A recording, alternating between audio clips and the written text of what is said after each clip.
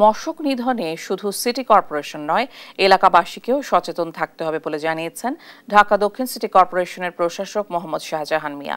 সকালে রাজধানীর খিলগাঁও আমতলা এলাকায় প্রায় 2 শতাধিক পরিচ্ছন্নতা কর্মী নিয়ে মশক নিধন অভিযানের সময় এই কথা জানান তিনি। আসন্ন বর্ষায় মশার উপদ্রব কমাতে নিজ নিজ বাড়ির আঙিনা পরিষ্কার রাখার আহ্বান জানান তিনি। বলেন, কারো একার প্রচেষ্টায় সম্পূর্ণ নির্মূল সম্ভব নয়, এজন্য এলাকার সবাইকে এগিয়ে আসতে হবে।